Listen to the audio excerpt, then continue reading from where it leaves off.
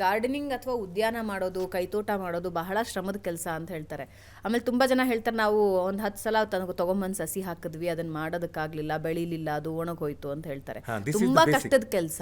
Basic ನೋಡಿ, ಪ್ರತಿಯೊಂದು ಯಾವುದೇ ಒಂದು ಕೆಲಸ ಅಂದರೆ ಕಷ್ಟದೇ ಇರುತ್ತೆ. ಬಟ್ ಜಾಯ್ ಆಗಿ ಇಂಟ್ರೆಸ್ಟ್ ಇಂದ ನಾವು ಇನ್ವಾಲ್ವ್ಮೆಂಟ್ ಇಂದ ನಾವು ಮನಸ್ಸಿಂದ ಏನೋ ಮಾಡಿದ್ರೆ ಕಷ್ಟ ಇಲ್ಲ. This is the question. ಆಮೇಲೆ ನಾವು ಆ ಕೈತೋಟ ಮಾಡೋಕ್ಕಿಂತ ಮುಂಚೆ ಈಗ garden it is the fashion, the biggest fashion in the whole world.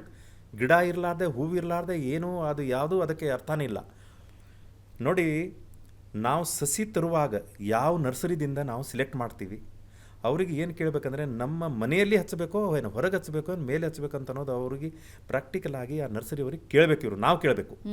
ಕೇಳಿದಾಗ ಅವರು ಪ್ರಾಕ್ಟಿಕಲ್ ಆಗಿ ಅವರು ಹೇಳ್ತಾರೆ, ಈ ಗಿಡ ನೀವು ಬಿಸಿಲಲ್ಲಿ ಹಚ್ಚುವಂಥ ಗಿಡ, ಈ ಗಿಡಕ್ಕೆ the water management is the most important.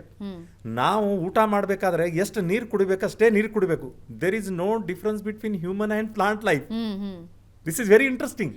ಆ ಗಿಡಕ್ಕೆ ಎಷ್ಟು ನೀರು ಬೇಕು ಅಷ್ಟು ನೀರು ಹಾಕಿದರೆ ಆ ಗಿಡ ಬೆಳೀತದೆ. ಇವರು ತಂದ ಮೇಲೆ ಗಿಡ ಹಚ್ಚಿ 4 ದಿವಸ ನೀರು ಹಾಕಲಿಲ್ಲ ಅಂದರೆ ಗಿಡ ಸತ್ತು ಹೋಗುತ್ತೆ. ಆ ನಾಲೆಜನ್ನು ಮೇಡಮ್ ನಾವು ಅಲ್ಲಿಂದನೇ ಆ ನರ್ಸರಿಯಿಂದ ಏನು ಪರ್ಚೇಸ್ ಮಾಡ್ತೀವಲ್ಲ ಅವರೂ ಹೇಳಬೇಕು, ನಾವು ಅಲ್ಲಿ ಕೇಳಬೇಕು.